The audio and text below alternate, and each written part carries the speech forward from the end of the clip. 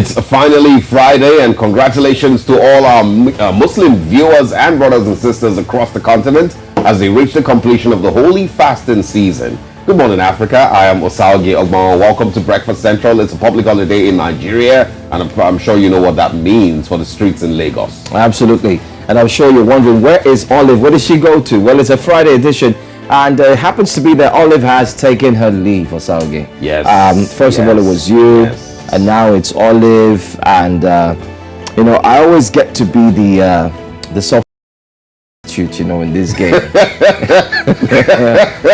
Where I come in and come and play the supporting role of a striker. I mean, I think we need to get to a place where where there's like what's this thing called? So I think in NHS in the UK, when doctors have to substitute for someone, there's some allowance that you get paid. For filling those. You're reading my mind. I was actually going there. I was saying, I think it's that time we have a bargain on your salaries, so I know what it's coming to me by now. It doesn't have to come from our salary. Anyway, she's always here once in a while. Her name is Blessings Mosugu, for Breakfast Headlines. Good morning to you, Blessings. Good morning, Osalgie. Good morning, Johansson. You know, I've got good news here. What's it? It's not a men's affair. I'm here. So you are separating us. I'm here to create the balance. Oh, I see. But anyways, you both look amazing, by the way. I mean, for the first time, it looks as though Joe is getting a hang of, understanding what the memo is. And I'm proud of you. I'm really proud of you. I mean, I know how you started, and I'm really proud you've come this far. But anyways, congratulations to our Muslim brothers and sisters. And happy in celebration. And good morning to you, Africa. I will definitely be on standby to give you the headline stories across the African continent. Absolutely. Is this I don't know, I need to ask, is this the Ram celebration? Is this Do you know that every time I ask my Muslim friends, they tell me that this is not the one we share. And now I'm beginning to feel like I'm being played, because every time I ask, it's not the one they share. So which one do they share?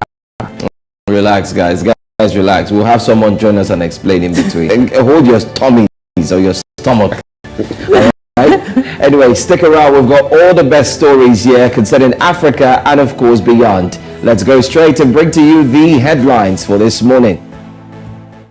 Today we of course take a look at stories across East Africa on the East Africa Roundup. And don't forget to too, brand new, we've got Southern Africa Roundup as well on a Friday. Yes, what's going on in Southern Africa? And in Nigeria, President Buhari approves the immediate probe of the resident electoral commissioner for Adamawa State in the past elections. El Rufai raises alarm over insecurity in Nigeria ahead of May 29. The military kicks, as we will tell you more. Interesting. And of course, 50,000 CDs donated to Under-20 World Cup winning sports this morning. All these and more on Breakfast Central.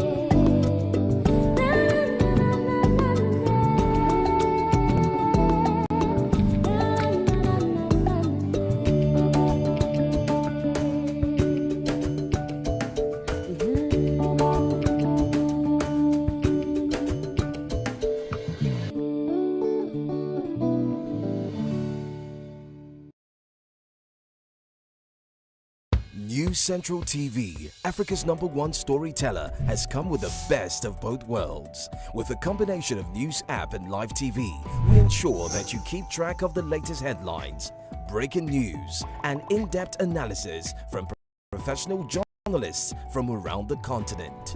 Download the News Central TV app on Android and iOS and get started today. Don't forget to follow us on News Central's social media platforms. News Central, Africa First.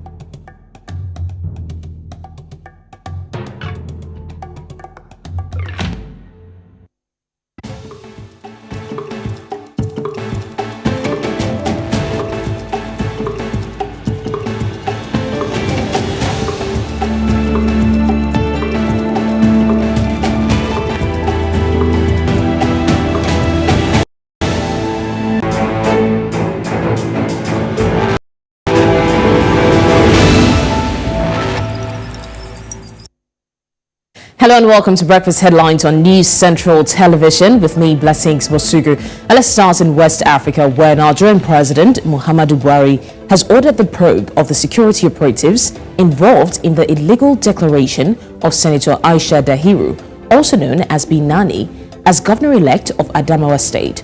Barrister Hudu Yunusa Ari, resident electoral commissioner, the REC of Adamawa State, had earlier illegally declared Binani the winner of the election when collation had not even been concluded. In a circular on Thursday, the president approved the suspension of Ari from office pending the completion of an investigation by the Inspector General of Police, the IGP, on the conduct and actions of the REC during the last Saturday's supplementary election. Still in Nigeria, the country's military has assured citizens that it is working round the clock to ensure the protection of lives and property. The director of Nigeria's Defense Media Operation, Major General Musa Danmadami, while giving an update of current ongoing military operations, says that the military, in partnership with intelligence agencies, will continue to do all they can to ensure the safety of citizens and tackle insecurity. Go about their normal duty and forget about all this apprehension and unnecessary things people are making to put the Nigerians on their edge. There's no cause for alarm. Everything is under control. We are not resting on our oars to ensure that peace and security is sustained in this country. I can equally assure you that the intelligence community too are working round the clock, just like the way we are working around, the armed forces are working around the clock to make sure that there's peace and tranquility. Where the commander of Sudan's armed forces, General Abdel Fattah al-Burhan, has ruled out any possibility of talks with his deputy, Mohamed Hamda Daglo, a commander of the paramilitary Rapid Support Forces, the RSF, in the ongoing conflict in the country. In an interview, Burhan stated that he does not believe that there is any room for more political dialogue with the Rapid Support Forces, but rather for decisive military action. He, however, noted that he was open to mediation. In a related development, the World Health Organization has encouraged all sides of the Sudan conflict to pause fighting in order for those injured to receive medical assistance and for a humanitarian corridor to be open for health professionals, patients, and ambulances. In a virtual news conference, the WHO Regional Director for the Eastern Mediterranean, Ahmed Al-Mandari, urged all parties to undertake a prolonged humanitarian pause as soon as possible to allow those caught up in the fighting to seek refuge. Still staying in that region, rescue efforts continued on Thursday for 6 artisanal miners reported missing after a quartzite mine collapsed on Wednesday in southern Rwanda. Annunciata Kankesha, the district's vice mayor in charge of social affairs, says the victims were operating in an underground tunnel at an illegal mining site. Kankesha claims that flooding might have contributed to the tragedy. Uganda's government spokesman Ofwono Opondo has revealed that hundreds of ministers and legislators are being investigated for the theft of roofing materials for the poor in a scandal that has angered graft-weary citizenry. According to Opondo, a third minister was charged on Wednesday with stealing thousands of metal roofing sheets slated for housing in the country's northwest border province of Karamoja.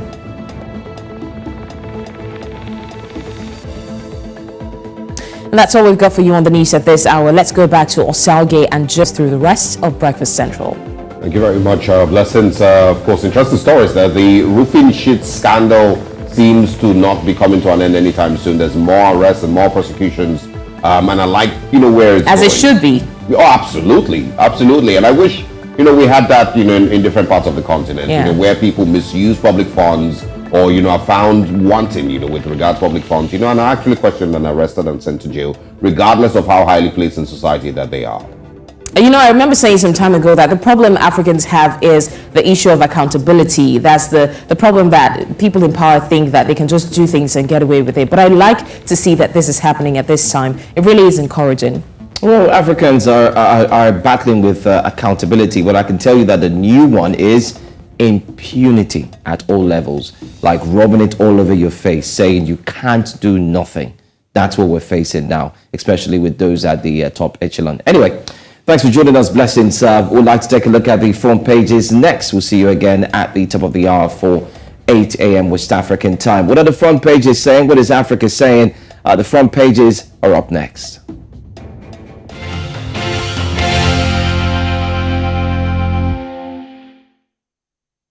And now we begin in Cameroon this morning on the Guardian Post. Not very many stories. It says there at matriculation ceremony, ICT University freshmen urged to dream big and be entrepreneurial.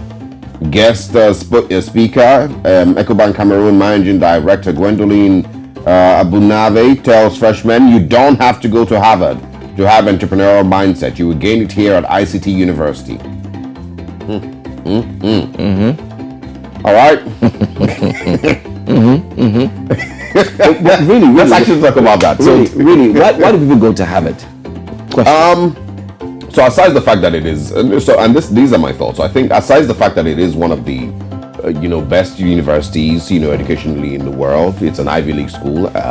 Aside that part, I think it's also because of the relationships that you are able to build in those spaces. There you go. And those relationships could set you up for life. There you go. You may not find those relationships in Ikobayi College. No matter how good their IT department is, basically. So those are some of the benefits. Aside, I understand that the educational level might be similar in other universities, but there is some relationships that you will be able to make in those universities that you may not see. I mean, at some point, Southern Africa was rated as one of the highest places where you can get the best education, especially in Africa. If you come down to Western Africa, we did have somewhere in the southwest, of course, and the southeast as well. Yeah. When it comes to technology and all that, of course, you have the Futos, the Futas, Wiri, and the likes. And then in the southwest, this part of Nigeria, you talk about the Obafemi Awolowo University. Amazing, but Lautech, I think. A lot to be done. Yeah. A lot. There's a lot. There's a lot of work to be done. But that's the story in Cameroon this morning. Also, government initiates process for Andre Onana's return to Lion's Den, and 5 die, 88 hospitalized as cholera hits center region. These are the big stories on the Guardian Post in Cameroon this morning. Let's move to Kenya, see what we can find. All right, talking of Kenya, let's go to Daily Nation. Daily Nation always holds forth. They waste no time in breaking these stories and letting you in on what's going down. MPs throw the ball back to Ruto Raila. It's like passing the ball now. Giving the ball, no, you take it. No, it's not my turn. You take it. That's what's going on right now. And MPs have all of a sudden, they've thrown the ball back to Ruto and Raila.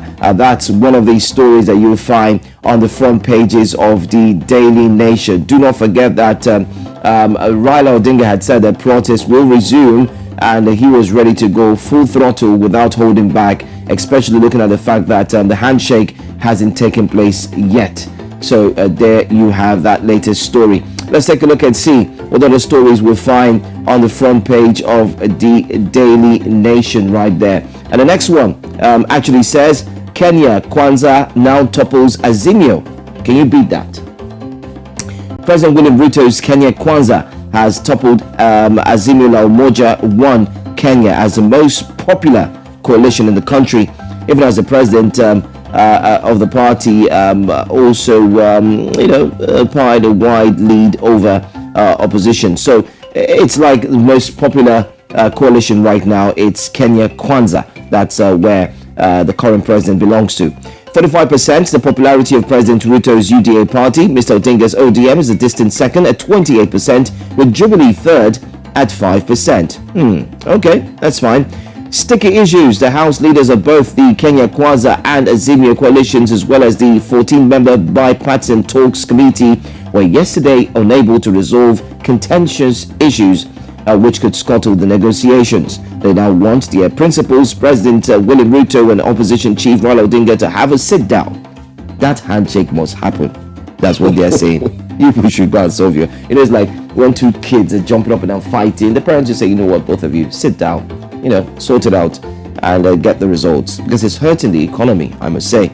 Last, let me take just one last story before we move to the next. Kenya Kwanzaa senators shoot down proposal to give counties more cash. No cash, they say. So counties start thinking of how to generate your cash. All right, that's it. All right, let's now move from the east of the continent to the west and see what's on the Punch newspapers in Nigeria this morning. It says Sudan conflict, 1,262 Nigerian students demand evacuation, 330 residents killed.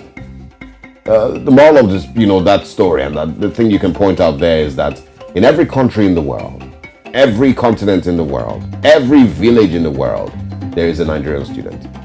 They are everywhere in search of, they like to call it greener pastures, or like call it greener pastures, but it really just tells that Nigerians are spread in every single part of the world, and they always say, like, if you go to a place that there's no Nigerian, it's almost like it's inhabitable, and you can't do business there or you can't progress there. So, yes, Sudan conflict, 1,262 Nigerian students demand evacuation.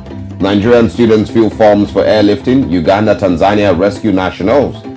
3,200 injured as outage, food, water scarcity hit Khartoum, says WHO. And also, Muslims, moon rather, sighted in Saudi Arabia. Muslims mark Eid al-Fitr on Friday. National Assembly inducts lawmakers elect May 7th. Banana Island developer plan to rake in 22 billion naira revenue, says a report. And what else can we find this morning? Buhari suspends Adamawa resident electoral commissioner. It's one of the things we're speaking about later on the show. Other security agents probe. And also IOCs moved $21 billion investment to other countries, says the federal government.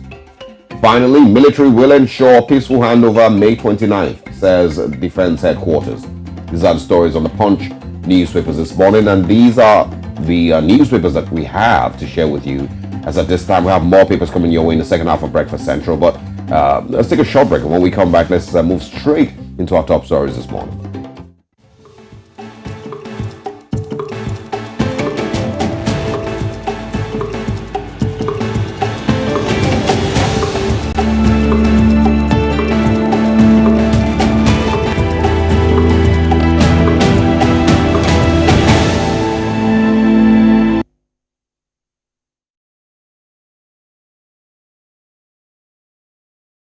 You wake up to a lot of stories about Africa. But this is where you get the story straight. Where we explore different angles because we understand our stories. There's that passion when it's your perspective and not a distant perception. I know you hear it a lot, but it's true. Nobody can tell your story better than you. That's what we do.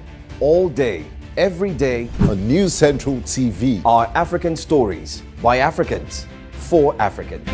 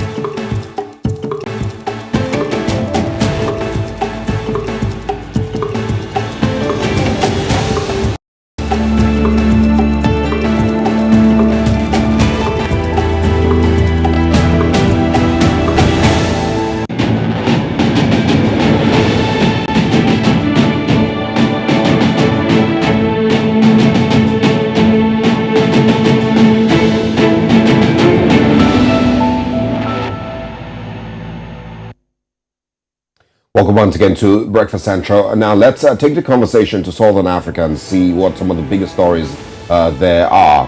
Now, President Mogwezi Masisi held a rather telling BDP press conference at the party's head office in the past week that has since gone viral on Botswana's social media platforms, where he blatantly stated that he will never be friends with former President Khama, making several other allegations in the process. Now let's get into some of these things and see what the thought or the big points are, and what some of the things that may have led to escalation of this whole conversation and this relationship really are. Now let's bring in Thebogo Mokoto. Good morning and thanks for joining us.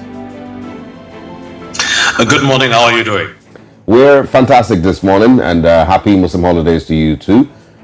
Let's find out what's going on in Botswana. It seems like, you know, a break in relationship between these two persons.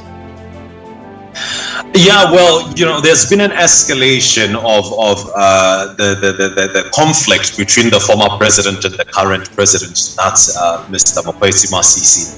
Now, what has happened is that the press conference, these are his words. He mentioned that there will never be any form of friendship between him and the former president. He's said that in terms of reconciliation, contrary to what President or former President Ian Khama said, the efforts for reconciliation have been hampered by the former president and his brother, that's Tekedi Khama. So he pointed to reconciliation efforts as futile at this point, and also really went on to make accusations because there were 4 rhinos that were shot down at the Khama Rhino Sanctuary. You know, he pointed to or alluded to the fact that former President Ian Khama might have had something to do with the attack on the 4 rhinos. 2 of them are dead and 4 are still really in recovery. So the current president, being President Mokgweetsi Masisi, did mention that Khama might have something to do with that. The conference really was a tell-all because you are saying things and you are saying them in a very blatant manner. So in terms of reconciliation between the 2 presidents, it seems like it's not going to happen anytime soon. But that being said, it seems as though the 2 brothers, being Tekedi Khama and Ian Khama, are their own worst enemies, really, looking at the fact that now Tekedi Khama has been suspended from parliament for, of course, failure to attend 2 consecutive parliamentary sittings. And we did see former President Ian Khama at Eswatini King's birthday party just recently, the other day, in fact. You'd understand that Eswatini right now, Southern Africa is really calling for sanctions when it comes to Eswatini, because we've seen a lot of gross human rights abuses really take root in that nation. As you understand, the people of Eswatini wanted the monarch to really just now hand power over to democracy, if I may put it that way. So we've seen mass human rights violations. Yeah, but I want you to quickly respond to this, Thebogo. Someone here says, I don't understand why people are drawn to choosing Khama or Masisi. These men are one side of a coin. They were both raised by our taxes. They are both BDP. We are here because of them. So quickly respond to that before we move on to something else. You know, is this narrative seemingly true? Well, as it stands, I would say, well, there might be 2 sides of the same coin, but you'd understand that in terms of how Botswana view the situation, it really has a lot it really has a lot of bearing in terms of who's the people's favorite and who did what and who's held accountable for what. A lot of Botswana really had a lot of faith and hope in terms of President Mokgweetsi Masisi turning around the BDP. They're looking at them as individuals, and I think at this point it's really looking at them individually and taking them away from the party. Of course, both of them have issues that we can point out, but currently the feud, of course, is looked at as something that's denting Botswana's democratic position in terms of the global outlook. We understand that Botswana is really known for its democracy. So now the problem right now with this feud and us seeming to be choosing one or the other is that we're trying to figure out who is wrong so that mitigation efforts can take effect, and we're trying to decide who's really hampering mitigation efforts. So that's why it seems like we're picking one over the other. They are, of course, two sides of the same coin. But in terms of this particular conflict, one has to stand above the other or below. All right, let's take a look at another very worrying or very, very displeased statement being made concerning AFCON. Now, Botswana and Namibia forged a memorandum of understanding. The Namibian government has since terminated the agreement. Yes, terminated it. Now, that was aimed at the two countries jointly hosting the AFCON Championship. Can you bring us up to speed on what's happening? What are the reasons why Namibia suddenly pulled off? And how are people reacting to this? Well, Joe, I'll have you know that a lot of people, well, there's been mixed reactions. Namibia has, of course, advanced very strong reasons as to why they're pulling out of the MOU. They did mention, of course, an 8.4 Namibian dollar billion, 8.4 billion, 4.8 billion rather, Namibian dollars bill that is associated with them upgrading sporting facilities as one reason. They've also pointed to abject drought as one other reason. They've mentioned that the people of Namibia actually face catastrophic outcomes if funds are not immediately directed towards drought mitigation.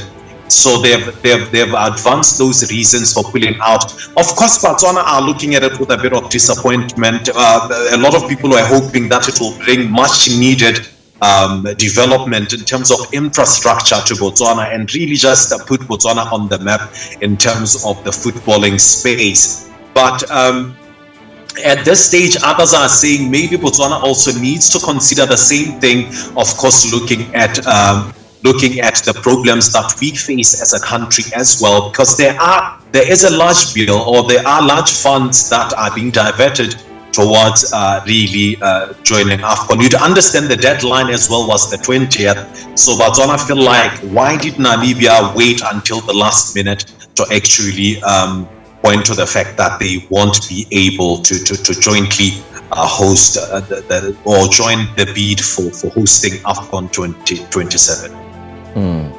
Very, very tough one, by the way. Anyway, I want to say thank you so much, Tebogo Makoto, for joining us and giving us the Southern Africa roundup. We look forward to be with you again on Friday, and hopefully we'll get an update concerning what we just talked about. Absolutely. Thank you very much. Enjoy the rest of your morning, guys. And you too. So let's take the conversation away from Southern Africa now to the East Africa roundup. We have, of course, Darren joining us. Darren, good morning. Thanks for your time this morning. Good morning. How are you guys? Fantastic. Good to have you. And happy holidays also. I'm guessing it's also a Muslim holiday in the east of the continent this morning, is it? It is. We're just having normal day, rainy and normal Eid day.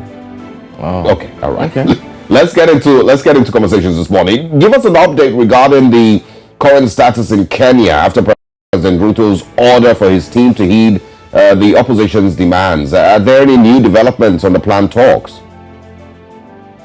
Well, a meeting happened yesterday, and what happened is that the two sides actually, there are two types of meeting that happened.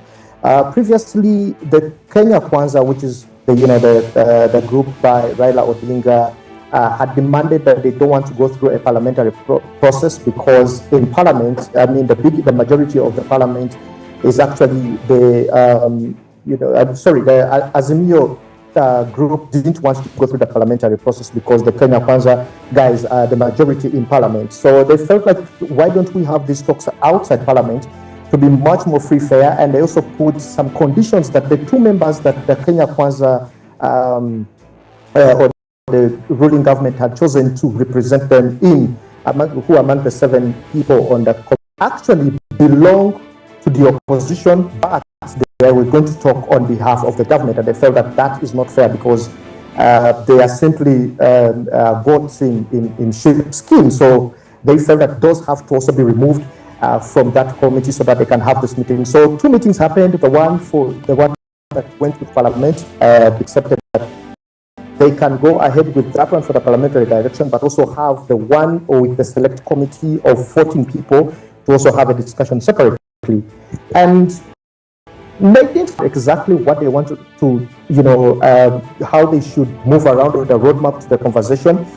But at least one thing we know is that the government has accepted all talks with the opposition.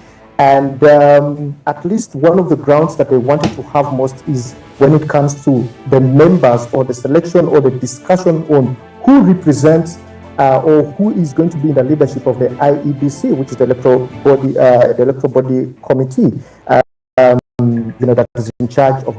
And one of the things that they were discussing, at least what the opposition wanted here, is that can they have the 4 members who were put off, were laid off, reinstated? It's just one of those conversations that they wanted to introduce in there, but also open the servers to discuss the high cost of living and all the rest. But so that is the ground that they want to have the conversation with. And Ruto's side are saying, okay, if we want to have this conversation this way, we need a roadmap. But they still didn't hit there was no groundbreaking really in the conversation. It was just one of those that throwing around brainstorms here and there. One thing that came out and the updates that I got today is that the members of parliament, now the other meeting through the parliamentary process, think that the 2 leaders should actually meet and have a conversation rather than setting up committees that are going to heckle each other, have a discussion from a sensational point of view and, may not come to an agreement. So how about they broker a deal between the 2 leaders to have a conversation, which Ruto is very open to, by the way, because he came out and said he can actually have a conversation with Raila. But when it's going to happen or whether they have actually accepted to set up that kind of meeting. So it looks like we are going to have 3 different meetings. One, by the parliamentary process, which has members of parliament from both sides. 2, a select committee of 7, both from Azimio and Kenya Kwanza. And also, if the possibility happens that Ruto meets actually Raila and have a conversation. But one thing Ruto made very clear is that they will not give him an opportunity to work in government. So hopefully that meeting could lead to a handshake that we've all been waiting for. But you know what? We're just going to wait till it happens because like the paper said, the MPs have handed it back to them. It's much more like saying, guys, you two are respected men, go and solve the problem. But you know what? Let's move to somewhere in Northern Africa and see how it's affecting the East. I mean, I forgot to ask Southern Africa how the current situation in the North is also affecting it. But violence erupted in Sudan, by the way, yes, like we know, between the Army and Paramilitary Rapid Support Forces, RSF. Now, this has posed threats to the progress made towards achieving civilian rule in the country thus far. The presidents of Uganda, Yoweri Museveni, and not forgetting Kenya as well, Ruto, Djibouti, have commented on the conflict in Sudan. Now, what is their stance on the issue and what are the implications of this war for the East African nations? I will give you a history before South Sudan seceded off the main Sudan to become the youngest nation in Africa. There was quite a lot of war, civil war in there. Until South Sudan broke off, but it created a lot of impact on Uganda and Kenya and Ethiopia in terms of the refugee status and a lot of insecurity along those borders. And we thought, okay, maybe that is going to resolve one of the issues in that region, but still South Sudan continues to have issues in the country where you have, basically a civil war and an unrest there because of the parties not agreeing with each other most of the time, not having a peaceful transition into or having a democratic process in the country. Now, if this goes ahead and happens again in Sudan, like we are seeing right now, there's a huge refugee pressure that is going to happen in the East African states here. Remember, the 7 countries that are actually neighboring Sudan also have conflicts. You talk about Ethiopia, where actually Ethiopians were running to Sudan for refugee status. They were running to Libya, which is also not a stable country. You can't go to Chad. You can't go to Central African Republic, where actually also harbors so many African armies like Rwanda, Uganda is there, and others trying to, keep peace in those countries. So Sudan finds itself in a point even that people feel like, now where do we go next? Now Uganda and Kenya happen to be the best options because Uganda actually has the biggest number of refugees in Africa. So they feel like this would be the safest place, or Kenya would be another option where they would go. And this is not something that Kenya or Uganda want to go through because Kenya already has economic issues. Uganda has its own instability issues. So you don't want to have a number of people again coming to these countries and it becomes a problem. The worst thing about this war, and President Museveni actually came out and said that, look, this is between the military officers. It even has nothing to do with the civilians in there. Remember when Hamdok was arrested, the prime minister of this, who was actually the leader now on the civil, as a civilian, he was arrested because probably they didn't agree on the direction and the map on how they elect the next leader. And it never, afterwards, he actually resigned. So it never, the objective of having him there never materialized. So we actually thought that these two leaders are going to come up and make peace and make the country maybe go into a transition and have a democratic process. Now see where they are. It is war, and it's along the Nile Basin. They are part of the Nile Basin. And you know what the Nile means to so many countries: Uganda, Sudan, Ethiopia, up to Egypt, that side. So there's a fear that it's going to cause another civil unrest along that line because the Egyptians cross into Sudan to protect the Nile. The same way the Sudanese want to protect the Nile. The same thing Ethiopians want to protect the Nile because they have the biggest dam and water flows from the Nile. So it now goes beyond the interests of Sudan as the people of them, and it starts to affect the other countries which share the same resources like the Nile. So the President Museveni, President Ruto, and the President of Djibouti are really calling on to these two leaders in the army to cease fire, have a conversation since they're part of IGAD. And I see huge involvement of President Yoweri Museveni into this to see that it actually comes. And unfortunately, none of the leaders has actually made way in there, but I've just made contact with them, the two leaders. But there's another invisible hand that we need to watch out for. I see USA making statements and Russia making statements. Could they have an invisible hand behind the war that we are seeing there? Mm-hmm. We shall know. Well, like I always say, there's a lot that goes on behind the scenes that we may not be aware of, that may be causing some of all these issues, but we'll see. What's most important, I think, is peace in Sudan and peace in the whole of the continent. Now let's move to Uganda and talk about the corruption probe there. There have been 2 more ministers that have been arrested and charged to court for allegedly stealing relief items that were intended for vulnerable communities in Karamoja. Can you tell us who these ministers are and what exactly their role was in this scandal? And finally, are there any indications that there will be more arrests to come? Now, the three ministers so far who have been arraigned in court include Kitutu Goret, who was actually the minister in charge of Karamoja, and then her deputy, Nandutu, who a former journalist, by the way. This is her first time in office, and she's already implicated in such scandals, has also been arraigned, and also one for planning, the state minister for planning, Amos Lugolobi, who actually had the iron sheets put on his private property, a shed for animals in his village. Those 3 have been already arrested, but we can say the Minister of Finance, the Speaker, the Prime Minister, the second Prime Minister in charge of East African Affairs, all those have been implicated in this scandal, and they have been returning the iron sheets to police, but the police has been receiving them and registering them as, of course, evidence and criminal property. We cannot be so much sure about who else is going to be arrested, but one thing we know is that we expect more arrests. But these 3, looking at their role in it, is that one was a minister in charge of the region where the relief items were supposed to be taken, and she took the highest number of iron sheets, which are about 9,000.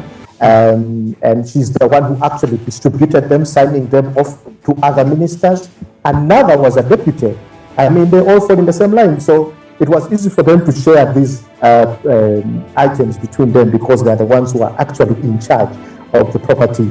But then the other, Amos Lugolobi, the only gentleman who has been arrested so far, used stolen material and willingly and actually knowingly that this property was supposed to go, there were relief items and they were supposed to be used for a different purpose. He roofed his private shelter for his goats in the eastern part. So it was easy to capture these because they had actually used the material that was already stolen. The evidence was overwhelming against them and have been put there. So the action that we are not very sure about, the president is very tricky. He called these political crimes and he's going to deal with them as political punishments. Now that is different from the judicial system. What is political crime and what is political punishment according to him? Is he going to fine them? Is he going to drop them? The conversations around reshuffles have been happening, but he's silent on them as for now, apart from the statement he made calling them political crimes and political punishment. But what is going to happen to the other ministers, because there were over 8 plus some MPs, so what is going to happen to all of them? Is he going to still reshuffle them, drop them, send them out of office or suspend them for some time and then return? The president is a little bit tricky because he has done this before. We've seen ministers being arraigned in courts for almost the same charges, but misusing Gavi funds. And later on again gives them ministerial roles after some years. So he has time will tell. That he uses. Time will tell. What's the political punishment? Yeah, I would say time will tell. How this turns out. But I think there's some positives to it to see that there was or has been an investigation. People have been arrested. People have been sent to jail. I remember in Nigeria in 2020 there was, of course, and now talking about relief materials being stolen. Nigeria had millions and millions of relief materials that were meant to be given during COVID. Locked up in warehouses, and nobody, till date was prosecuted for, of course, those, crimes. But Darren, thank you so much for your time this morning. It's always interesting hearing your views on the East African stories, and we look forward to seeing you again next week, Friday. Welcome. Thank you. All right. So as Muslims around the world mark a successful completion of the Ramadan fast, we'll be joined by Muslims, of course, to tell us what the day signifies for the Muslim faithfuls. We do have joining us at this point. We're looking forward to have Suleiman Zibri, is the former Emir of Muslim Students Society, UCH Ibadan, a current Emir Movement for Islamic Culture and Awareness, Kaduna, MICA Kaduna. Thank you so much for being here this morning. Good morning. Good morning. Good morning. Thanks for joining us. Good morning, everyone. Good morning to you. Can you quickly tell us what this day means to the Muslim faithfuls, especially to all who are watching us from across Africa? Okay, so let me firstly say Assalamu alaikum wa rahmatullahi wa barakatuh to my Muslim brothers and sisters all over the world. A'udhu billahi minash shaitanir rajim. Bismillahir rahmanir rahim. All praise, thanks, and adoration are due to Allah, the Almighty, the Omnipotent, and the Omniscience. We ask for His benedictions and blessings on Prophet Muhammad sallallahu alaihi wasallam, his household, his companions, and all the Muslims who follow his footsteps to the end of time. Amen. Today is Yom al-Eid, the day of festivity. We will not talk about the day of Eid without even talking about where we are coming from and how we arrived at this day. Firstly, we'll talk about the month of Ramadan, which heralded the day of Eid. And the Ramadan is one of the holiest months in the Islamic calendar, the Islamic lunar calendar. And the significance of the Ramadan is said to be a spiritual month, a month of cleansing and a month of training. It's in a month in which Allah subhanahu wa ta'ala encouraged Muslims to be at their best spiritually by increasing in their acts of righteousness and their acts of good deeds. The month we expect Muslims to increase in the act of worship, in the act of prayers, in the act of charity. And it's in that same month that we'll have a very significant day called the Day of Qadr, what we call the Laylatul Qadr, a night that is better than 1,000 nights. The last 10 nights are most significant, and we look for the night of Qadr in the last 10 nights. The end of the Ramadan itself, after going through 29 or 30 days of fasting or spiritual cleansing, heralds the Eid al-Fitr day. And this Eid al-Fitr day today is more like you have worked, you have toiled, you have fasted, you have gone through difficulties throughout this month. So let me allow you one day to enjoy, to have festivities, go meet fellow Muslims, brothers and sisters, and other human beings around the world, and celebrate the day. That is the major significance of the day. It's a day of celebration, a day of fanfare. Okay. I want to talk about, because every now and then during these celebrations and during these Muslim fasting periods, we always hear encouragement from government leaders and heads of government, encouraging Muslims to imbibe in the nature of the Prophet Muhammad and some of all of that, and to live in peace with their neighbors and things like that. But I want to know what your thoughts are, and what your encouragement would be to, other Muslims across Nigeria at this time. I'm sure you have a sense of where we are, where we currently are with the elections that have taken place, and of course, the inauguration that is coming on the 29th of May.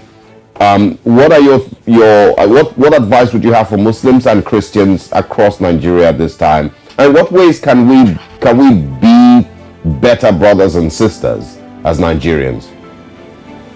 All right, thank you very much. And one of the significance of Ramadan itself, as a spiritual month, it's for you to have that sense of forgiveness.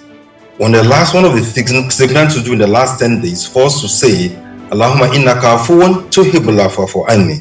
Oh Allah, here I am, please forgive me. And so when you ask for Allah's forgiveness, you must also be able to forgive your fellow human beings as well. The other thing again we'll do in this month is to extend the hands of fellowship to the less privileged, in which we give what we call the Zakatul Fitri, a day or 2 days before the Eid al-Fitr itself.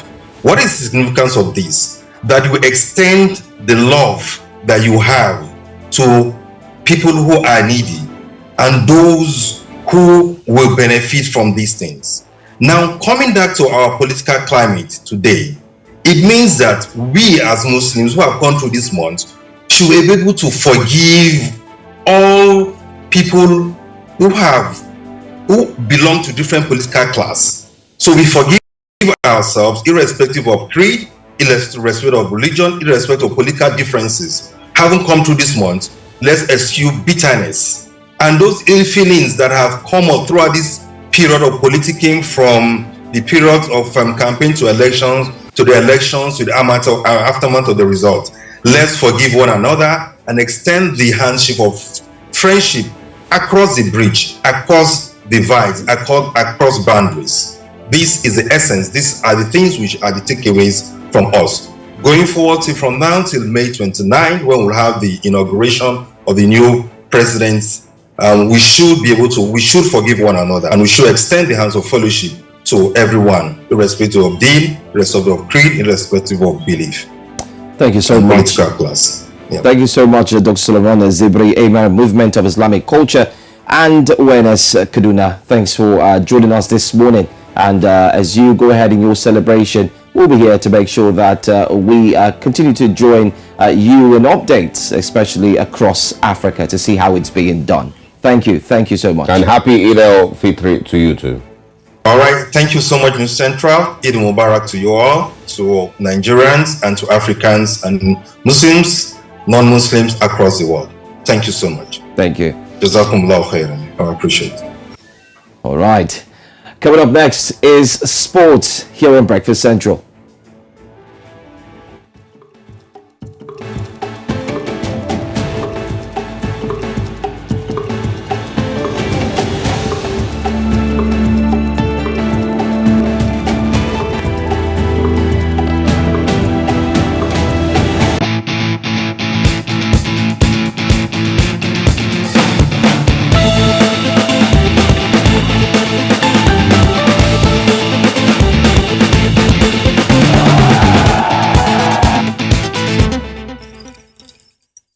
Hello and welcome to Sports Update on Breakfast Central. I am Udoka Njoko, wishing all our Muslim brothers and sisters a happy Eid al-Fitr. Now, Athletics Kenya have announced that it will triple the annual drug testing of athletes amid a surge in doping cases in the Eastern African country. Sports Minister Ababu Namwamba revealed Kenya was targeting 3,445 tests a year compared to the current 1,000 for its 37,900 athletes and support personnel. Now, the ministry has put a premium on integrity in sports, and it has declared total war on all forms of cheating. A total of 67 Kenyan athletes, mainly distance runners, have been banned in the last 5 years for drug offenses in a crisis that has tarnished the East African track and field powerhouse. The committee also announced the proposals to beef up its investigation mechanisms and the monitoring of athletes as well as development programs. Straight to basketball, as Nigeria's male basketball team, the Tigers coach Mike Brown has been named 2022-2023 NBA Coach of the Year. According to a statement issued by the NBA on Thursday, Brown was awarded the recognition following his feats with Sacramento Kings during the season.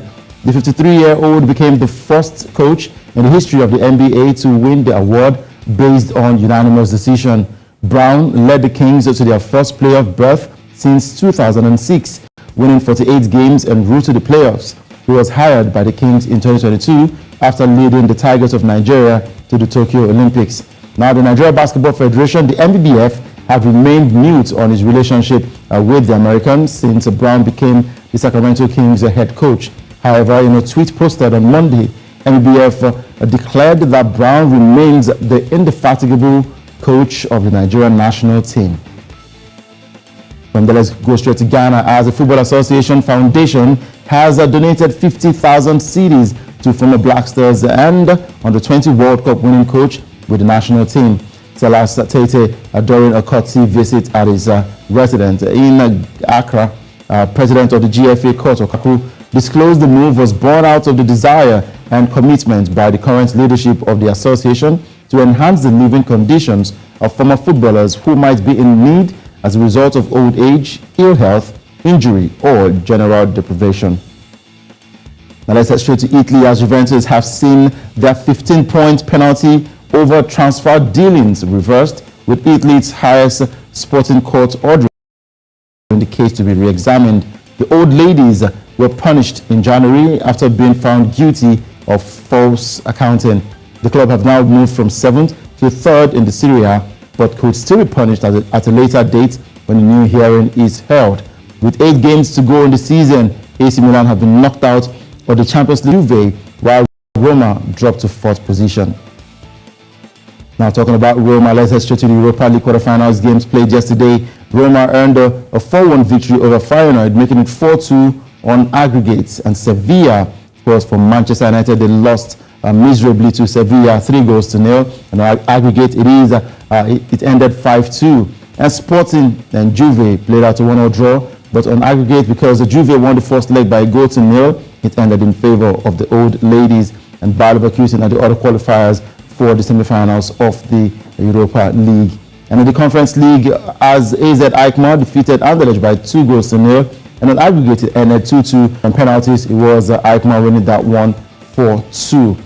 And Fiorentina lost to Lech Poznan, but of course it was the Italian team that went on to qualify for the next stage with a 6-4 aggregate win. West Ham United also achieved a great result against the Ghent, winning that game 5-2 on aggregate. Looking at the fixtures of games to go down today, starting off with the EPL, Arsenal will take on Southampton, and hopefully they can bounce back from those 2 matches where they dropped points. In the Spanish La Liga, Espanyol will take on Cadiz, and in the Italia Serie A, we'll see a game between Verona and Bologna. And going straight to Germany, Augsburg will be in action, taking on VfB Stuttgart. While in the French Ligue 1, Paris Saint-Germain will be in action away from home as they take on Angers. And in the CAF Champions League quarterfinals, we'll see GS Kabylie taking on Esperance of Tunisia. Now, wrapping up with the world of athletics now, Mo Farah expects the London Marathon to be an emotional occasion as he prepares for his last dance before retirement. Now, the 4-time Olympic track champion, who turned 30 last month, confirmed in January that he expects 2023 to be the last year of his dazzling career. A hip injury prevented Farah from taking part in last year's event, and then, following a frustrating couple of years, Sunday's race in his home city is set to be his first full marathon since 2019. Now, Farah, whose best placing in his 3 previous races in London was 3rd in 2018, does not intend to compete at World Championships in Budapest this summer. Now, London Marathon race director Hugh Brasher urged fans to get behind Farah as the British running legend says goodbye to the race. And I think the key thing is for me is that if as long as I stay injury free and be free and can do the work, then I will continue as you said. But my body's not allowing me, and I think, as I said, Sunday it was probably be my last marathon in terms of, just being realistic and and seeing it. It will be my last marathon. It won't be my last race, but in terms of marathon, I think. All right, so that's a wrap on sports updates on Breakfast Central. I'm Doka and Joko. Happy Eid al-Fitr, Joe and Osarake, but there was no Seville victory for Manchester United over Sevilla. First of all, I'm going to say congratulations to Sir Mohammed Mukhtar Jamal Farah. That's, of course, a British sprinter there, Mo Farah, 40 years of age and looking forward to run for the very last time. We're going to miss him on the tracks. True. But as he leaves, he's going to leave on a high, whether we like it or not. Unlike some teams that left on a low yesterday. Wow. I wonder what happened to Manchester. Was that Manchester United that played? But it kind of reminds me of that friend of ours who says, Manchester United, and he starts laughing. They could not aspire to, Perspire, to Maguire, to refire, wow, for a desire. Wow. That was. Are we drinking Manchester United? Someone is not talking. Are we drinking Manchester United tears? No, don't worry. Are we swimming in the flood? No, he's mute. He's mute. My screen is frozen. Yeah, his screen is frozen now. Don't worry. But listen, I don't even know what to say. I think we're under a curse. There's the Spanish team curse that always kicks us out of Europa every year, every 2 years. It has happened since 2018, and I think there's definitely something wrong. But at the same time, Maguire needs to go. I think we've endured it for too long. It's high time we accept that Maguire is a laundry basket and he needs to go. He's not leaving anytime soon. Maybe I don't. I mean, so they had. To be honest, I would cut him some slack because every now and then keepers make mistakes. It's not a regular thing. It's not like he's made mistakes every game for the last 10 games. So there's every now and then it does happen. But Maguire has been, and everybody knows, he himself is scared of himself as a player. And I think we need to accept that he needs to go along with a lot of others. If we're really being serious about being title contenders or about winning trophies, a couple others need to go also. I mean, Maguire will be scared of his shadows, by the way. Oh my goodness.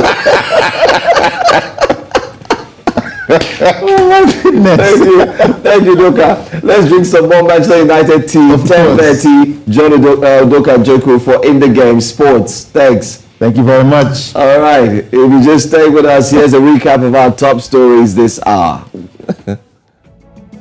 Yes, we went through East Africa to share the biggest stories over there with Darren Bartlett.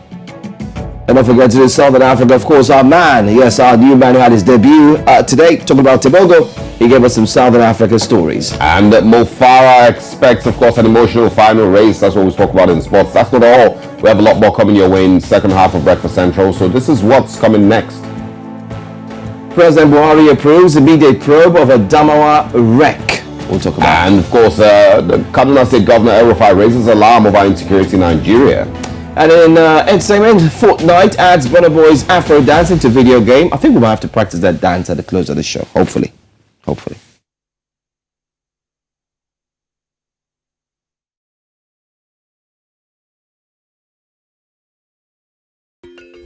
Africa is rising.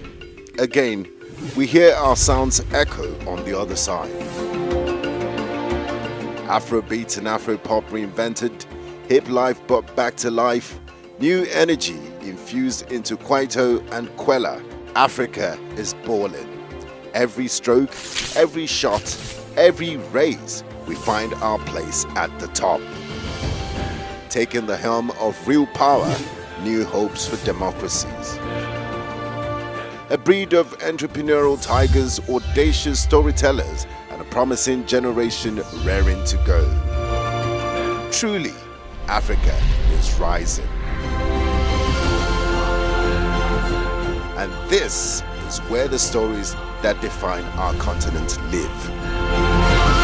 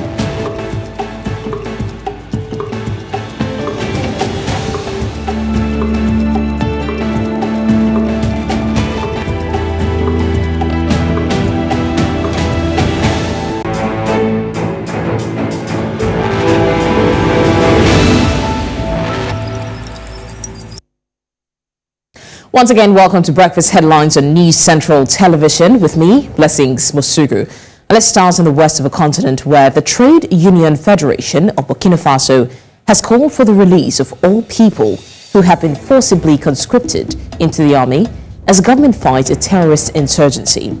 The Union Action Unit, UAS, a coalition of the country's major labor unions, sought the release of all those arrested and forcibly conscripted as army auxiliaries.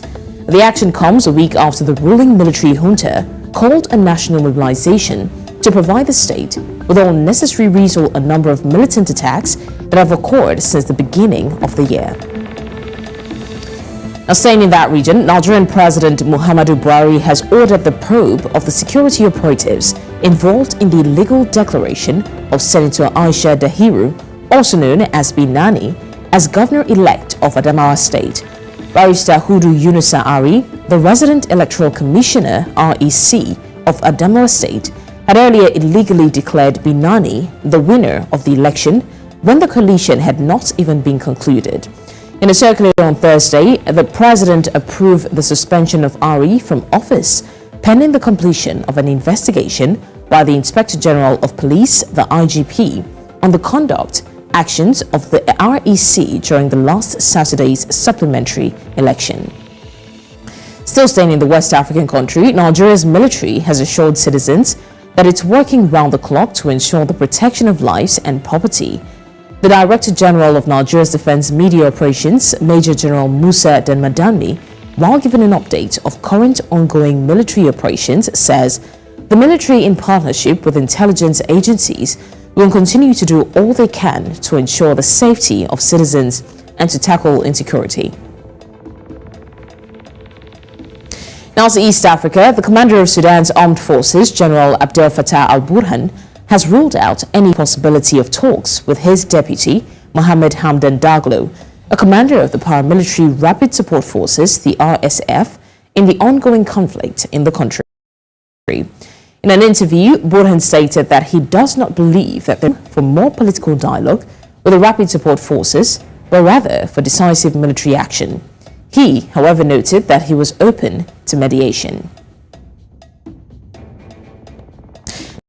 Now, in the meantime, Uganda's government spokesman, Ofono Opondo, has revealed that hundreds of ministers and legislators are being investigated for the theft of roofing materials for the poor in a scandal that has angered graft-weary citizenry. According to Opondo, a third minister was charged on Wednesday with stealing thousands of metal roofing sheets slated for housing in the country's northwest border of Karamoja. Now let's go up north, where Algerian President Abdelmajid Tebboune has pardoned 8,985 prisoners in the run-up to Eid al-Fitr. The decree also includes prisoners sentenced to 18 months in jail, but who are 65 years or more, juveniles, pregnant women, and mothers of children aged 3 and under. The decree also granted amnesty to those who are serving or have suspended sentences of 12 months or less. Africa, the Namibian president, Hage Geingob, has officially embarked on his state visit to South Africa, hosted by the country's president, Cyril Ramaphosa. The two presidents met this morning to discuss matters such as chances to strengthen economic cooperation, trade and investment, and identifying new areas of cooperation. This is Geingob's first visit to the country since becoming president in 2014. To health matters now, Director General of the World Health Organization, the WHO, Dr. Tedros Adhanom Ghebreyesus, has opened an mRNA technologies hub in Cape Town, calling it a historic change to help poor countries acquire access to life-saving vaccines. The laboratory was established in 2021 in the South African city of Cape Town, following the success of innovative anti-COVID vaccinations introduced by Pfizer, BioNTech, and Moderna. The WHO Director General stated that the project will result in a paradigm shift in tackling the significant problem encountered during the pandemic, ensuring that it does not happen again. That the mRNA technology transfer program holds huge promise, not just for increasing access to vaccines against COVID-19, but for other diseases, including HIV, tuberculosis, as well as other diseases affecting lower and middle-income countries for which there are either no vaccines or the vaccines are insufficient. To reach full potential, this initiative will require ongoing global collaboration and political commitment.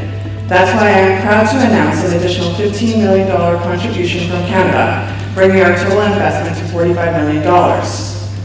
One of Canada's core principles for international assistance is empowerment, a principle that lies at the heart of this program. So we have introduced backup diesel generator to ensure that we have always power and all our critical equipment are run on. This is where we call it a wrap on breakfast headlines. Of course, more stories coming your way in the course of the day. But for right now, let's go back to Joe Hansen and Osalgie Ogmoa for the rest of the show. All right. Thank you, Blessings Masugu, for those stories. I know that caught you unawares. I know. Yeah, I almost sounded like I was back home.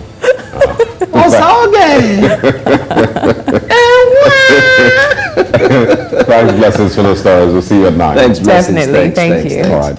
Now, back to a quick journey across the newspapers this morning and across the continent this morning. Let's share with you what the major stories are making headlines in the newspapers.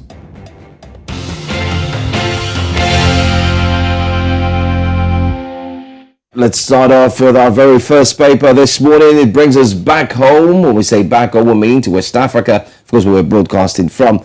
It's The Guardian, specifically in Nigeria. And that story there begins with, despite express centers, corruption, racketeering, hobble passport application process. I mean, have you tried getting your passports lately? It says, despite express centers, corruption, racketeering, hobble passport application process. There's a slogan I came up with, and I'm going to share it here on national TV. Sadly, it's in as much as we try to mirror who we really are, it keeps shrouding and covering everything that we do. If it's not hard, it's not Nigeria. Yeah. Wow. Yeah, well, sadly. If it's not hard. I mean, the passport collection centers, if you want express centers, you pay for them. But sadly, you still pay for those express centers. You still hear, you still have to pay extra. Oh, yeah. There's something else you need to do. Sadly. Why? It's a problem. The front page, you might want to read The Guardian and get some more about it. Let's also take this one very quickly. This one says, Eid al-Fitr, continue Ramadan values, be modest, vigilant, Sultan, IGP DSS tells Nigerians. Adamawa poll, INEC denies partisanship as Falana urges NBC to sanction NTA. Wow. Well, don't forget that the national broadcaster actually put up that video that saw Aisha, who came on air and was talking about her receiving the victory for being the next governor of Adamawa, which wasn't in any way true. But we'll talk about that. We'll delve into that story. That's what I'm going to take. Lastly, India, Nigeria top in children lacking single routine vaccination. And I'm sure there's a lot that can be done, especially from the point of Africa. Absolutely. Now, still in Nigeria, Daily Trust newspapers, what we're moving to right next. Big one there says 4,000 Nigerian students stranded as federal government tarries on evacuation. And that's very likely with regards the issues in Sudan. It says our lives are at risk. We're consulting, Diaspora Commission says, and also regional global forces behind Paraguay is saying. Nigeria's oil reserves drop to 36.9 billion barrels as gas rises. Also, federal government concessions ownership port for 30 years. Interesting. U.S. Congress moves to recognize Ramadan and Eid. Okay. Tinubu appoints Onanuga, Marwa, 11 others into presidential inauguration committee. I think he's speaking there of the daughter of former Lagos State Administrator Buba Marwa. Is currently the NDLEA chairman, director rather. Buba Marwa, his daughter, has been inaugurated into the presidential inauguration committee. And also on the Daily Trust this morning, Eid al-Fitr, Buhari, Tinubu, Atiku Lawan, Badabia Mila seek peace and patriotism. Binani Saga, Buhari approves REC suspension, orders probe of security operatives. These are the big stories on the Daily Trust newspapers this morning. All right, let's go to the Sowetan in South Africa. I'm going to say there's a Sowetan in South Africa brought back memories of what I did see a few days ago that's on good in South Africa. News Central has done very well in spotlighting it, and we will stop at nothing to continue to put a spotlight to that story, all these stories. Soweto Muthi killings, a mother's worst nightmare. Osage, this statement will hurt or break anyone. 5-year-old who escaped with his life tells mom how killers slit throats of his 2 friends with whom he was abducted in broad daylight. You can see the pictures there of Shiamo and Ngobizita. What a story. You could also see pictures of the women crying, saying we must regulate coalitions. Anyway, it's so sad, a story, I must say, and it hurts really bad. We'll continue to put a spotlight on this, especially this news coming from the Soweto. But we'll go for a quick break. If you just tuned in this Breakfast Central, let's go for a quick break. When we come back, we do have our top stories next, and we'll talk about all of it. Stay here.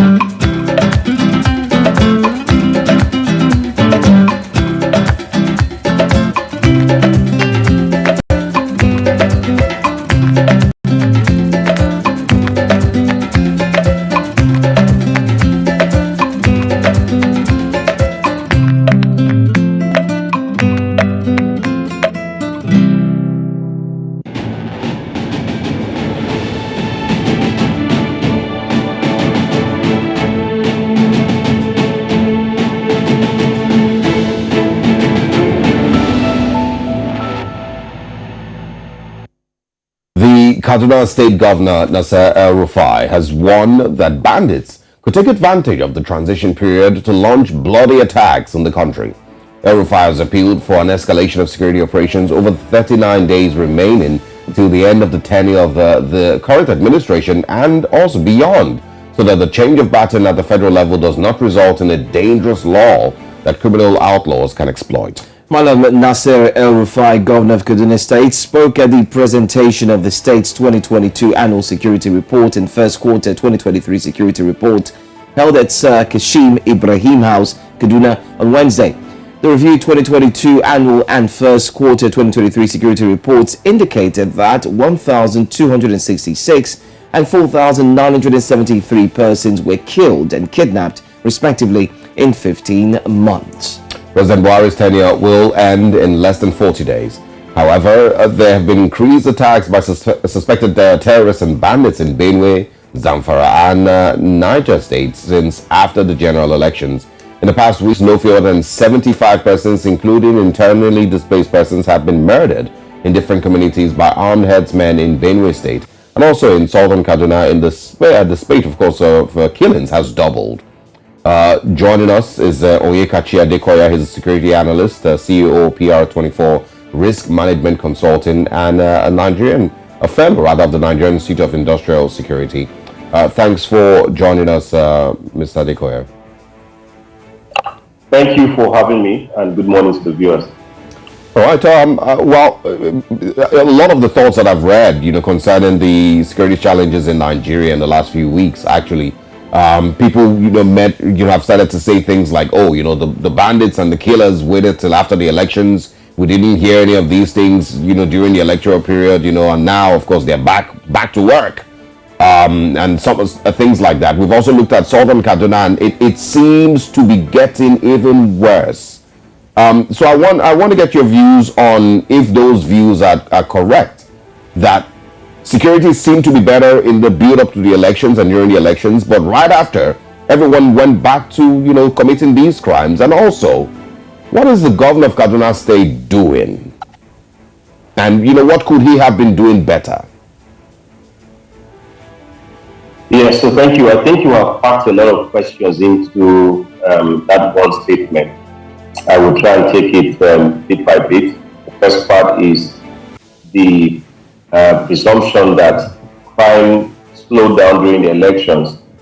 That's not completely true. It's just that the media were more focused on the politics of the moment, and to some extent also the cashless policy or the currency confiscation policy of CBN, whichever way we like to put it, also contributed in no small measure to the constraint in payment of ransom. Also remember that there was serious cash crunch, which really was not a respect of persons, whether private, public, government, or parastatals. And there was also a scarcity of fuel. So a number of factors contributed to the seeming slowdown in the numbers, but the activities were still going on. Boko Haram did not take a break for once, neither did the bandits in the northwest. Some of the cases were underreported. Some of them people have taken as part of destiny. Some people go to the police and the police just tell you, look, you may just have to engage one way or the other. So some of these things have become almost like part of everyday normal life in the northwest, in extreme areas of the northeast, and now begin to pick up in the north central. So that's on the one hand. So a number of factors contributed to some of the underreported which occurred during the period of politicking and the elections. Now, the other part as to what the Kaduna State governor could have done, I think he's doing the best that he can do based on the constraints set before him by the Nigerian Constitution. Remember, he's only a chief security officer only on paper. And so the best he can do through the commission or Ministry of the Maintenance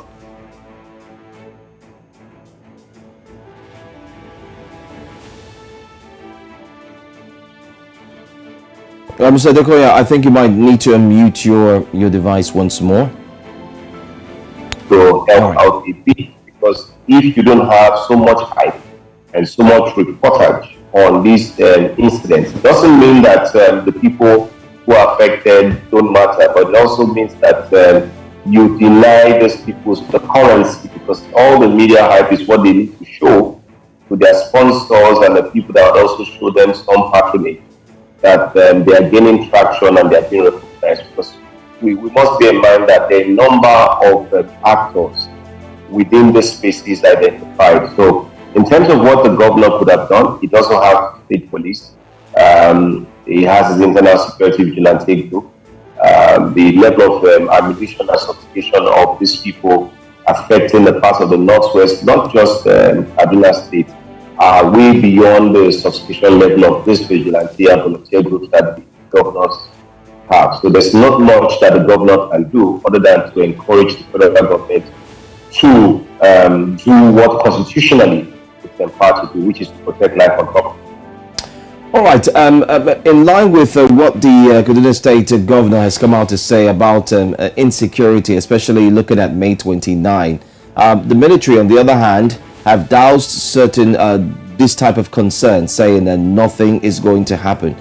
We did see the director of media for the Nigeria Defense Force speak. But let's take a look. Let's see, we'll have that clip. Let's see what he said once more. And then we'll come back and look at it in line with what Governor El-Rufai said.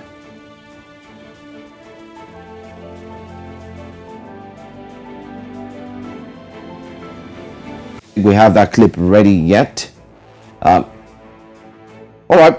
Let me quickly drop the question to you now. Looking at what the military has said, all right, let's take a look. Especially these people are making to put the Nigerians on their edge.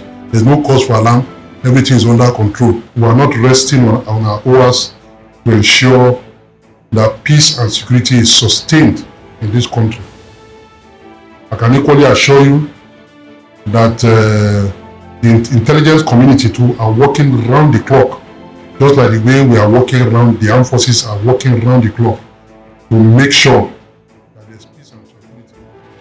All right, so we've seen the guarantee, we've seen what the military has said. May 29 seems to be a very, very important date for all Nigerians now.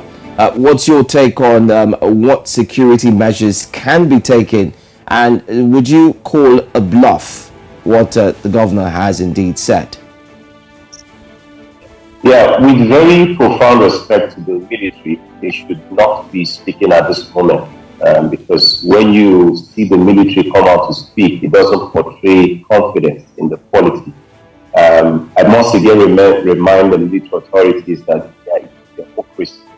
And when you see an army officer come out in camouflage and then say to the people that all is well, it's only when all is not well that the military comes out to speak. So the military must persist and resist the temptation to jump ahead of their constitutional responsibility.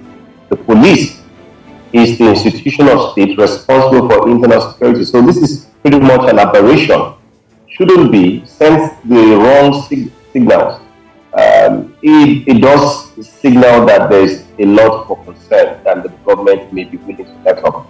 Now that said, based on history and the seriousness with which we take issues of inauguration of a new administration, I can tell you very comfortably and for free that the 3-arm zone of the FCT will be thoroughly ring-fenced. There will be multiple layers of security even around the FCT, and there is no chance, short of a complete invasion of the Nigerian state, that would cause the inauguration on May 29th not to hold. That's absolutely, there's no way that will happen, because if you look at the way security is prepared for those major, it's a major national event.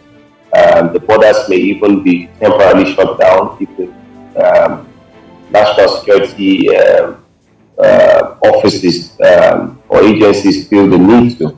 Of course, there will be restrictions of movement within the FCT days before that inauguration, days after There'll be a lot of clearance operations. There'll be a lot of things that the DSS would do, the police, and of course you put the army within the outer rings. And I must repeat that we don't have enough insurgent force within West Africa to stop an inauguration of a state like Nigeria.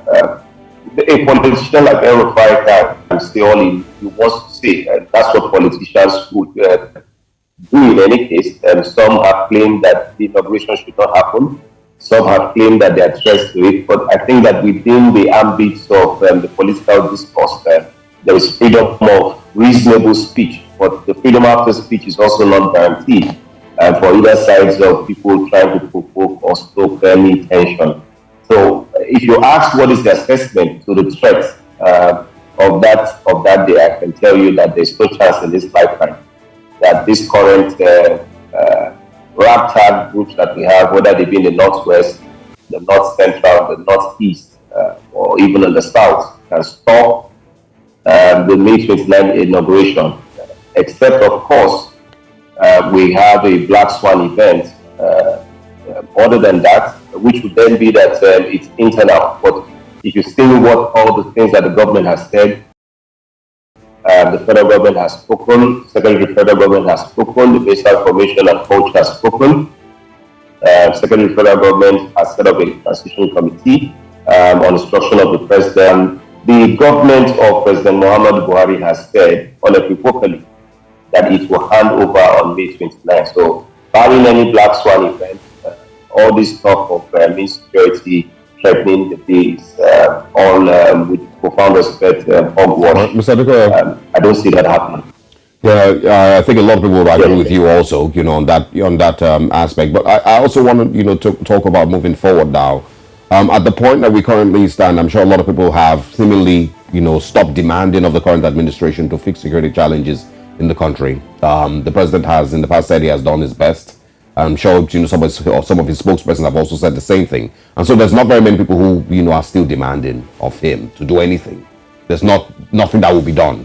But between now and May 29th, his administration would end. Of course, the new administration would come in. What would you advise, right, for the next administration? Because I've heard people argue that Nigeria's security agencies are almost not capable of actually reading the country completely of these acts of terrorism and kidnapping and banditry and whatnot, and ensuring protection of lives and property. So what would you advise the incoming administration, if they want to give Nigerians a sense of security at all, to do better? I could possibly write a book on what the government should do. And let me first agree with you that our current setup, when you talk about the Nigerian security agencies, cannot do more than what they are doing, because it is not within their sphere of control to address some of the issues at sub-national level that causes these agitations. The issues of the economy are not within their purview. Of course, you know that there's a correlation between very bad macroeconomic policies and some of these policy inconsistencies as they border then on the well-being of citizens, which invariably also would cause people to tend towards crime. And more importantly, the curriculum of training for the forces, even in the ND or the police, is quite archaic. Even in terms of our posturing. See, there are a number of things to look at. You must look at national security, national interest, and national defense. These are three very distinct areas. We have over 6 domains when it comes to even national defense: cyber, space, the information domain, land, sea, air. You're not sure what Nigeria is doing and how deeply we're thinking. We've come from a multipolar world before the Second World War. We entered the phase of a bipolar world, at which time Nigeria decided to adopt a non-alignment foreign policy posture, where we've experienced from 1991 to late 2022-21 a unipolar liberal democracy world powered by the US. We still maintain our non-alignment policy posture. We are now entering a multipolar world. We are not sure what Nigeria's foreign policy posture is.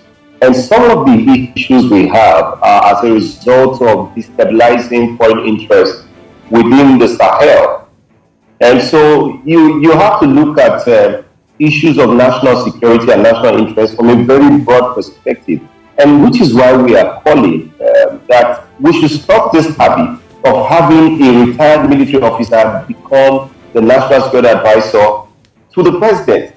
It's completely beyond the remit of just the military. You must deal with issues of national interest, national security, national defense from a policy-first perspective. So as long as we continue to behave like carpenters, every problem we have in Nigeria would, you need a hammer or a sledgehammer. So there's no soft power projection.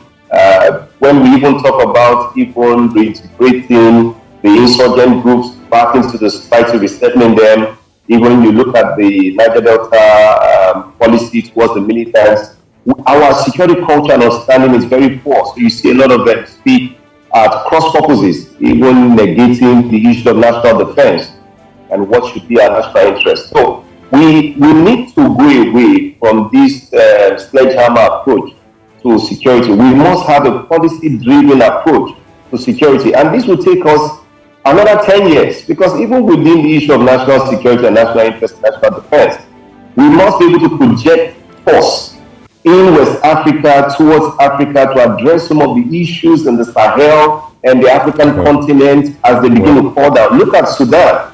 Okay, what borders Nigeria and Sudan is just a country.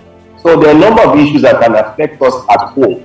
We may need to also have our own type of our own doctrine. So you see, there are a number of issues that are above the forte of the current setup that we have when it comes to national security.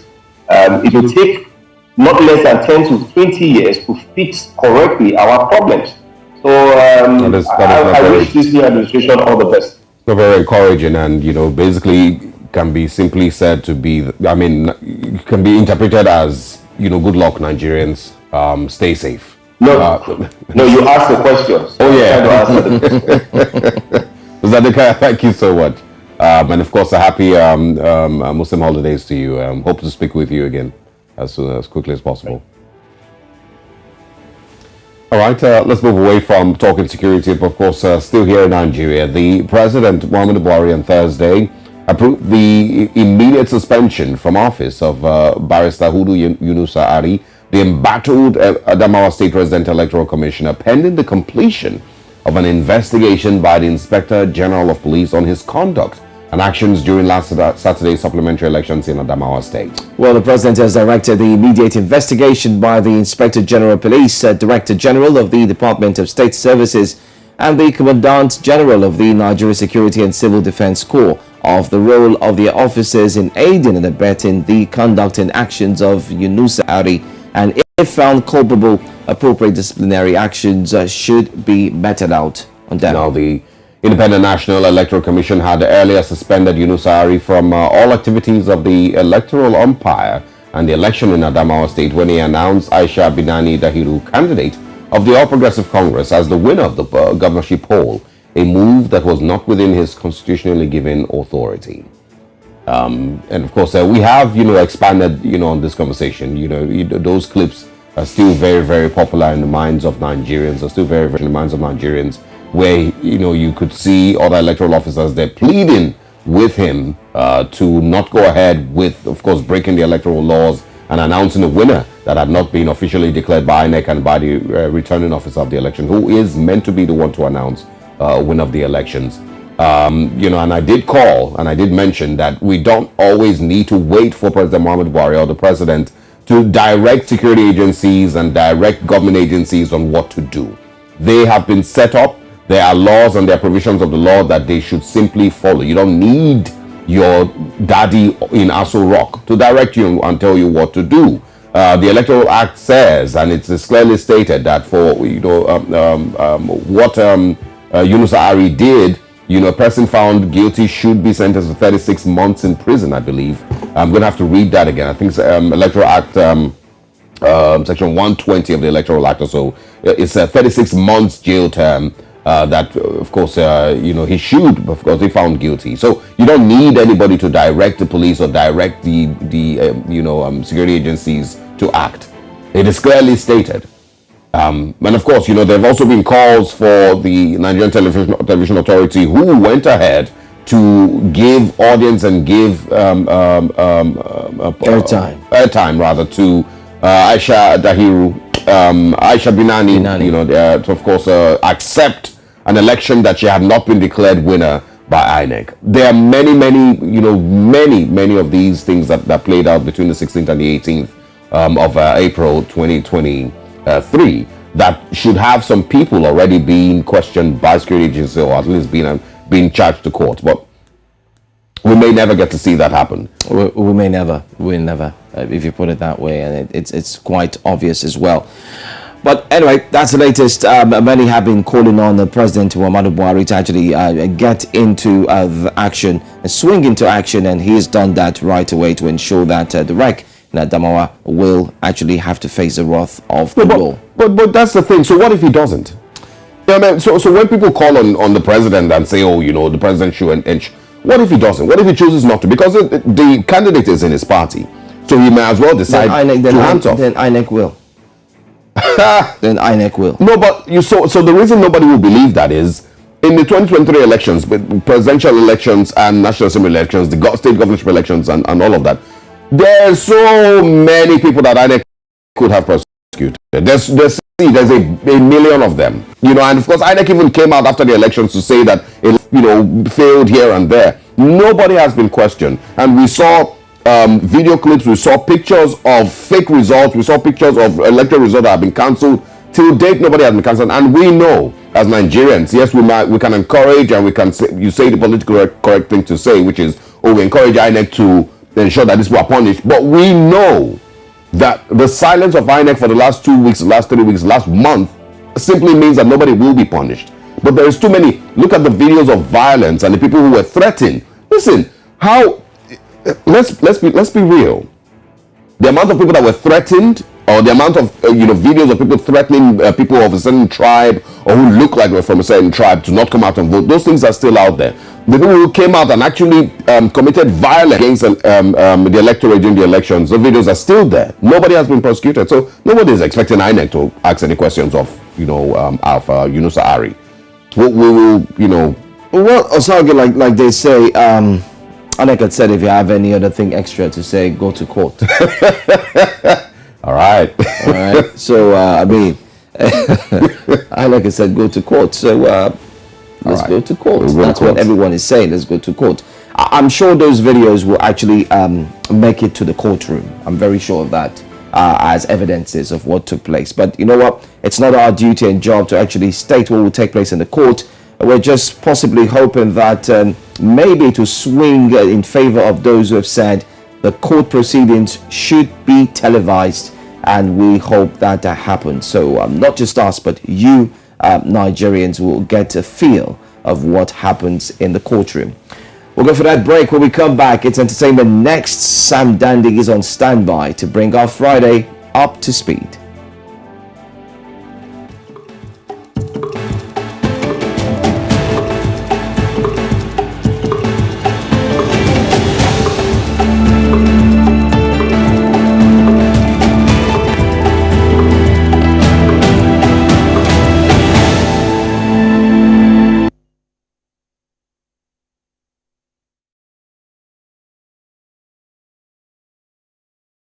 New Central TV, Africa's #1 storyteller, has come with the best of both worlds. With a combination of news app and live TV, we ensure that you keep track of the latest headlines, breaking news, and in-depth analysis from professional journalists from around the continent. Download the New Central TV app on Android and iOS and get started today. Don't forget to follow us on New Central's social media platforms. New Central, Africa First.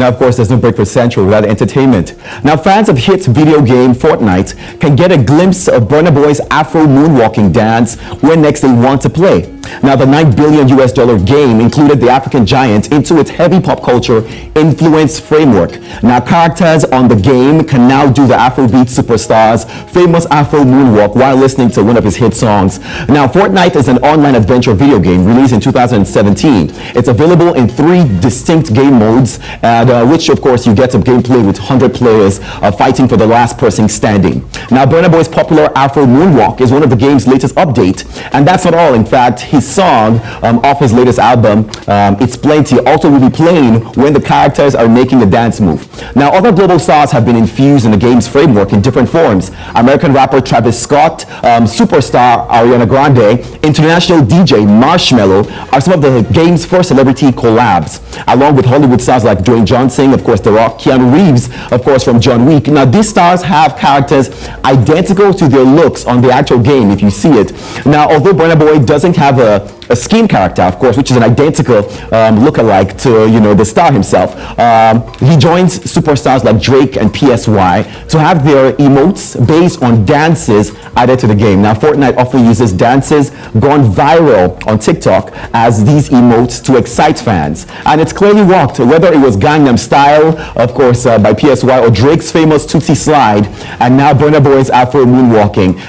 It has fans talking, and it's something super exciting. I wish I could play a video of one of the characters doing the dance. I don't know if you've ever seen Burna do the dance on stage. It's almost like a Michael Jackson inspired moonwalk, but we call it the Afro moonwalk now, and I think it's super interesting to see what Afrobeat is going into in different forms. But let's head to this one. In Southern Africa, where popular social star Bonang Matiba has announced a comeback to reality TV. The 35-year-old South African media personality and actress will be a guest star in season 2 of Netflix hit reality series Young, Famous and African.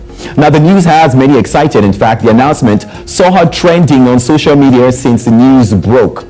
In the recent interview, Bonang gave her fans a much-needed update on her life, all that she's been up to, what she's working on, and of course, her being on Young, Famous, and African. Now, she even revealed that she caused quite a riot in the 20 seconds she's on the show, but according to her, she enjoyed it.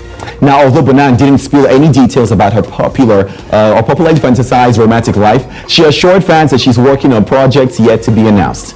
Now, if you don't know, of course, Young, Famous and African became the first ever African reality TV series on the global streaming platform Netflix. Now, it was created and executively produced by Ghanaian media personality Peace Hyde, and season 1 of it received critical acclaim.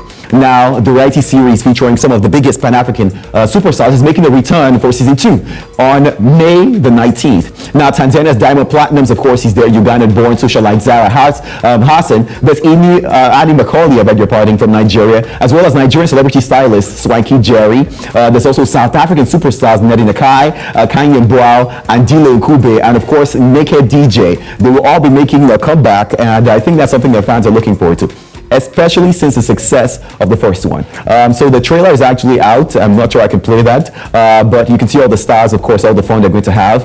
And of course, Bonang being a celebrity star addition, or should I say her cameo appearance. We're not sure the kind of drama she's going to be causing, but it's reality TV. We kind of always expect this to happen.